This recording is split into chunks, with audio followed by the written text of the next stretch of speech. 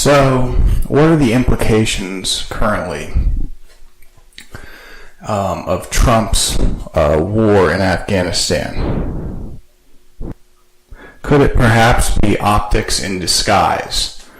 I think that there's a lot to do here. I think that Trump is attempting to create a false illusion that he's completely in the hands of the establishment. I think he sees the gridlock in Washington now as something that is not surmountable from himself alone, and he wants to appease his globalist counterparts in the Senate and the House. I think Trump is trying to give some, hopefully to get some.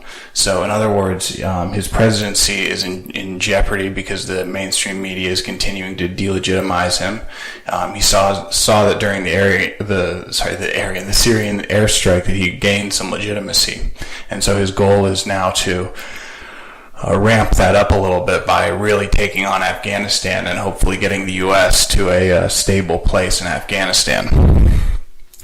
This is going to appease several important interest groups for the Republican neocons. It's going to appease the weapons manufacturers and the military-industrial complex. It's also going to appease some of his further militarist types of people that are maybe a little bit more skeptical of him.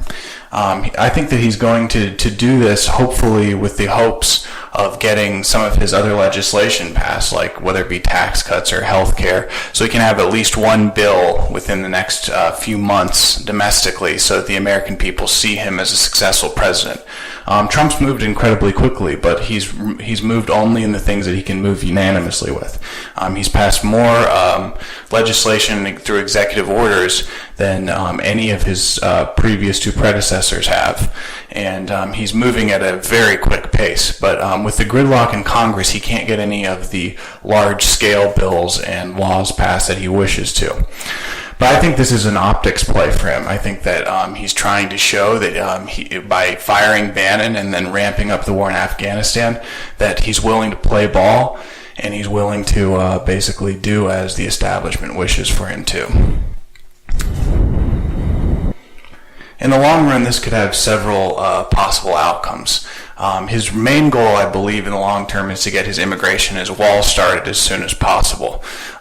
These efforts are going to delay him quite significantly, and there's no telling whether or not the blood between him and Republicans in the House and Senate, these globalist controlled puppets, are going to actually turn around in his favor. There's no way of knowing that. And they will contemplate between delegitimizing him, because they can delegitimize him at any point. I mean, the entire media is against him right now. It only takes really their party to decide he's no longer worthy of the candidacy for him to be basically thrown out on a limb. And the only thing stopping him is to run third party, but they'd probably assassinate him at that point. I think Trump's this will probably end poorly for him in the long term. I don't think that appeasing these people is going to give them anything to give. It's going to only give them more to take. Hopefully that if he can ease up some of the tension with him in the Senate, he can maybe, skirt off a few extra votes on certain bills and maybe get the wall going, maybe get some of his immigration bill passed that he talked about. But I think in the short term, this is probably going to make his presidency look a lot better, take a lot of the heat from the media off of him.